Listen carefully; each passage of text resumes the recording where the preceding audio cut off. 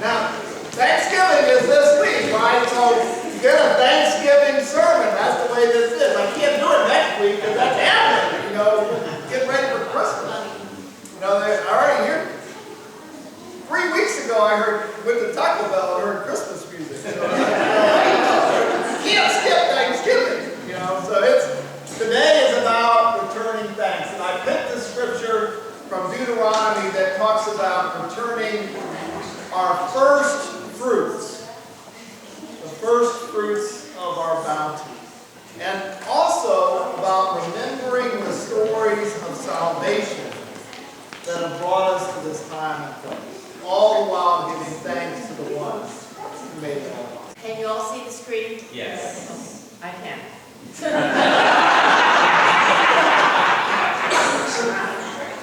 When you have come into the land that the Lord your God is giving you as an inheritance to possess, and you possess it and settle it, you shall take some of the first of all the fruit of the ground, which you harvest from the land that your Lord God is giving you.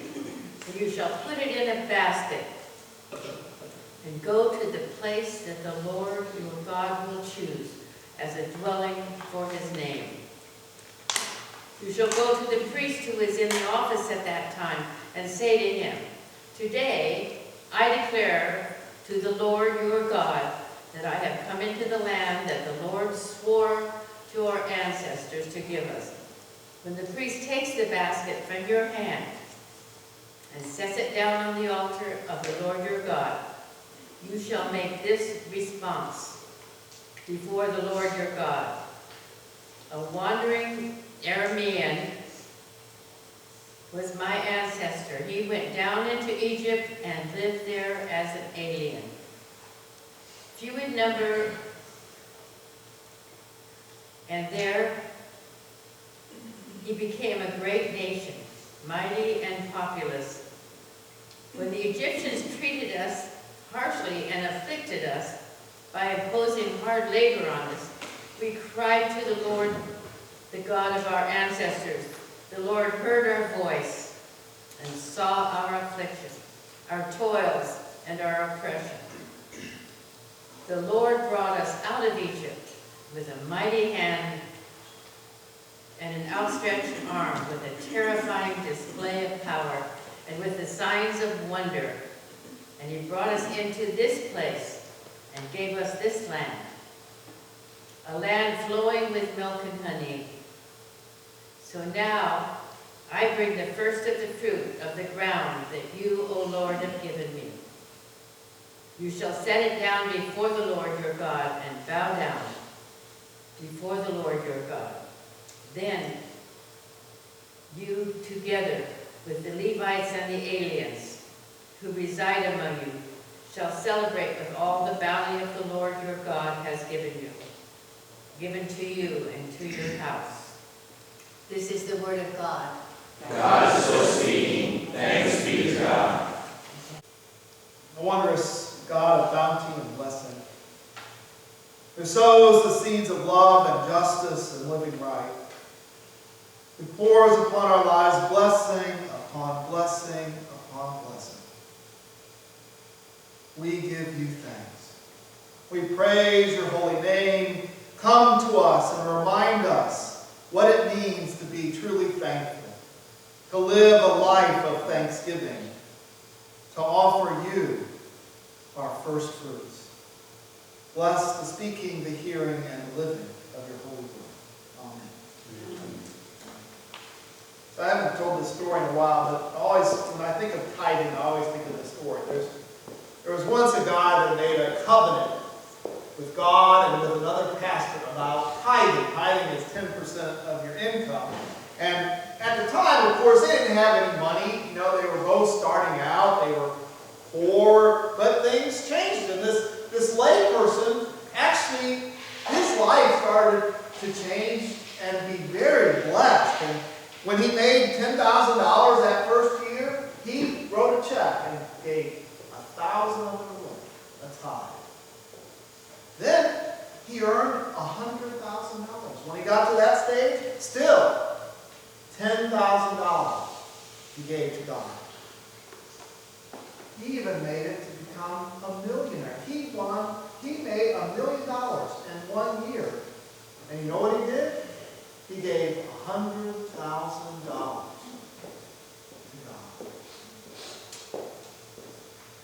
The next year, things really started to multiply. You know, actually, when you're wealthy, it's easier to become even more wealthy. And he did.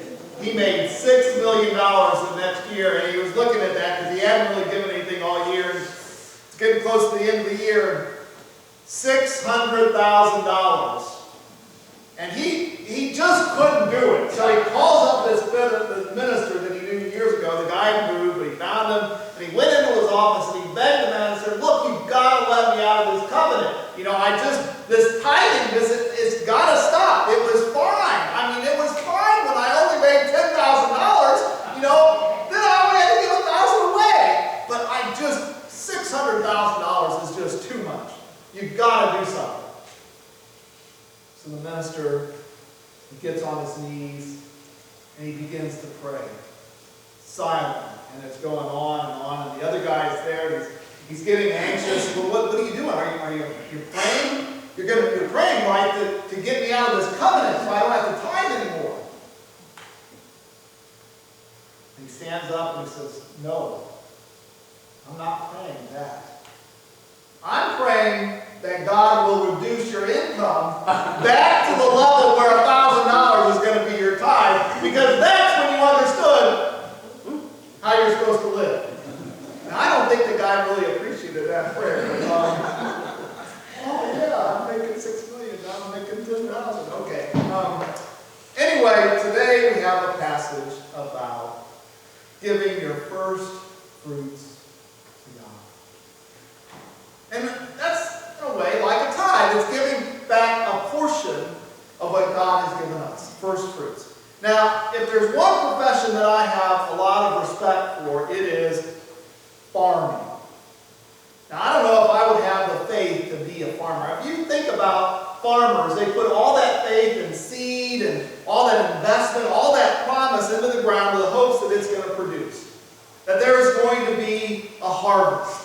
And that you'll then make enough to pay for all that you put into the ground and took out on loan, and you'll have enough to live afterward. Until the next year comes, and then you have to do it all over again. And there's so many things that could go wrong, from, too much rain to drought to, bugs or early freezes, or summers are too hot, or birds or critters.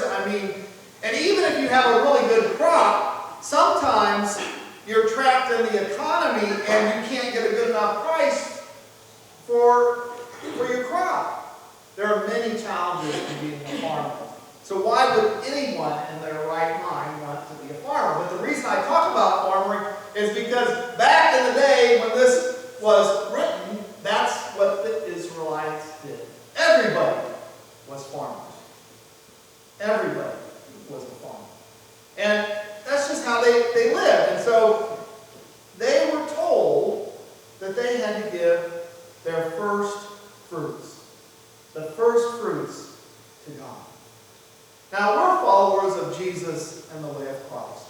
And we know we too are to offer a portion of our gifts back to God. And although tithing 10% is a challenge, I think we still recognize that offering a financial contribution to do the work of the Lord is one of our responsibilities as people of faith. One may even say it is one of our obligations. It's something we know we're supposed to do, something we need to do, but it's also something that it's hard for us to do. Because we're tied to this world, aren't we? And yet we're to give back at least a portion of the blessings that we have received. But really, that gets us hung up in one way. But really, when you look at this passage, God instructs us not to just give back a portion, but God tells us to give back the first portion. To offer the first fruits of our hearts. Think about your life for a moment. Doesn't God just get the leftovers?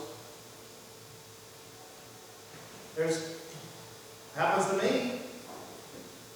Well, I got to take care of this and I got to take care of that. And, well, if I got something left over, well, then I'll give it to God.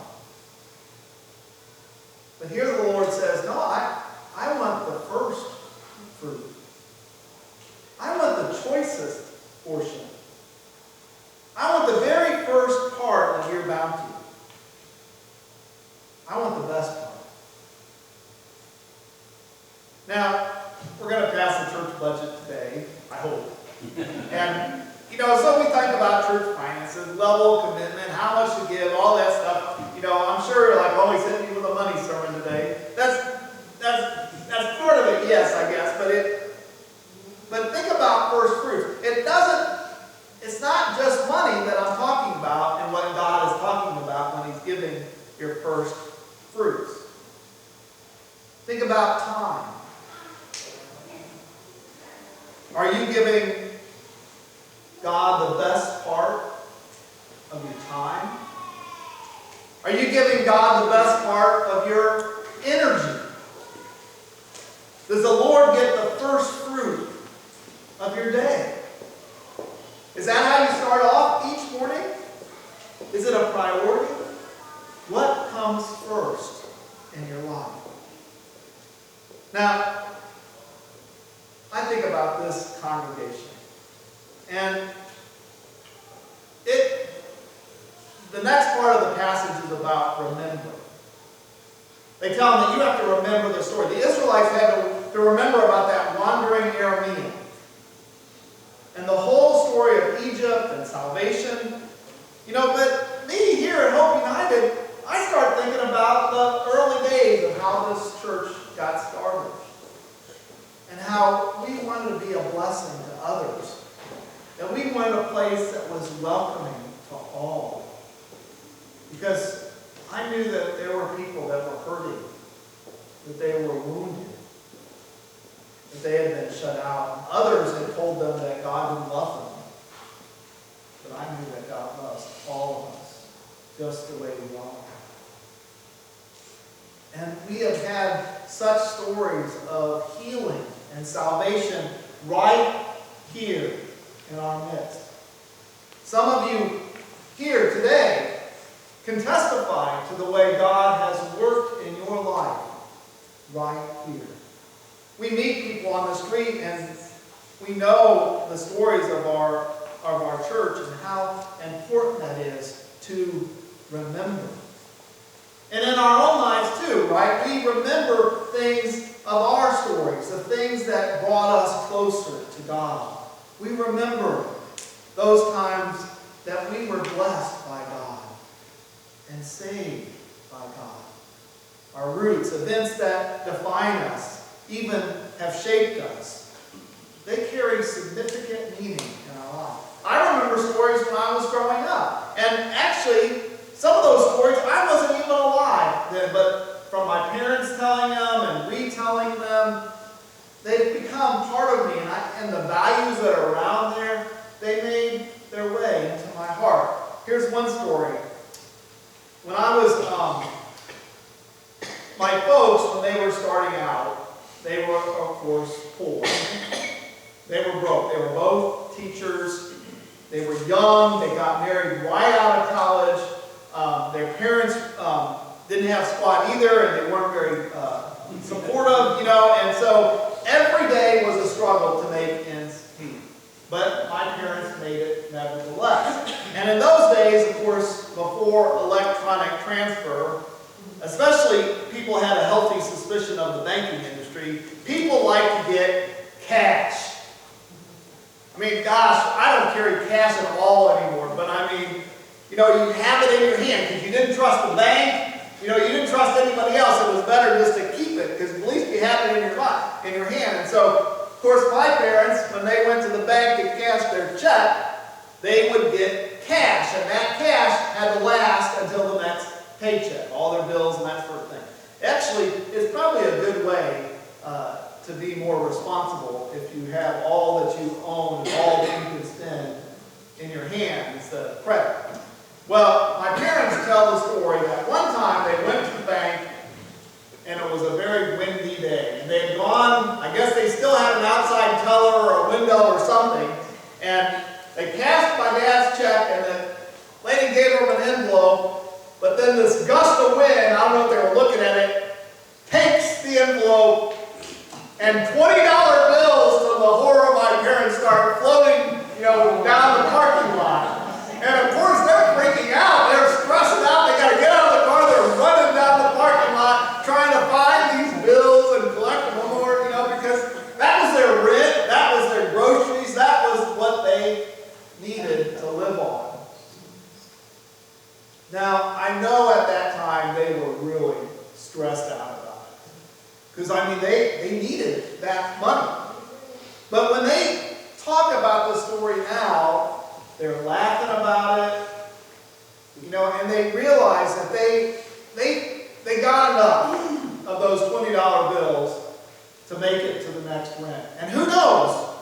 Maybe one of those bills got it into the hands of somebody who needed it even more than my parents. I was very blessed that my parents were always good stewards. My mom was a teacher. My dad started out that way, but then he eventually got to work for the Defense Department, and we were not rich by any means. But I know that we were certainly not poor. I never went to bed hungry. I had plenty of toys to play with. I had clean clothes, and I always felt safe and secure.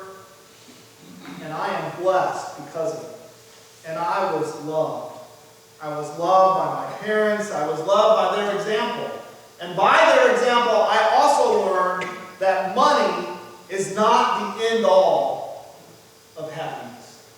They taught me that because they lived that. When I was they were generous and kind and thoughtful of others. And when I was a kid and a friend came over, they were always welcome for supper. And if I'd go anywhere, a friend was along. It didn't matter if we were at the movies or eating out or whatever. My dad would pay for them, just like that. My parents never let money control their lives. And part of the reason was because they knew what it was like to live with a lot less. But more than that, they were honestly and genuinely thankful for what they did have. Stories about my parents and growing up, stories about the way God moved in my life, stories that you might have. They can define us, and so much of what the Bible says is about those kinds of stories. Stories of the way God showed up in a time of crisis. Stories of when God saved people, even despite themselves. Those early Israelites were told to remember the story of that wandering Aramean who trusted in God and let the Lord lead him into a new land. In these short few verses, we get a summation of the entire biblical narrative of how the people went to live in the land of Egypt. But when they became slaves and were mistreated, the Lord saved them, bringing them into a new land, a promised land, a land flowing with milk and honey. It's the quintessential story of the Hebrew Testament, woven into the very bones of the Israelite people. That, they are told, is why you offer the first fruits. That's why you bow down and worship the Lord, because God saved you. We always need to remember. One of the things I love about our church and about the disciples of Christ is we have communion every Sunday. Every week we remember the story of Christ's gift to us. His ministry and His passion, His service and His sacrifice, and the blessed gift of forgiveness and new life. The salvation story for the Israelites was going and being saved with the Exodus. But for us, our quintessential story is the salvation that was brought to us by Jesus Christ. And by our Savior's own words, we are told we must remember and keep the story close in our lives, to let it be a defining story for us. Remembering is always a part of giving thanks. We remind ourselves that God has blessed us in the past, God is blessing us right now, and God will always bless us in the future. It is a trust and a promise and a faith. And so in one final act of faith, we bring our gifts to our God, to the altar, and we're told to bow down before the Lord our God in an act of submission and faithfulness and promise. Because the first fruits are merely a step to help us start putting God first in our lives.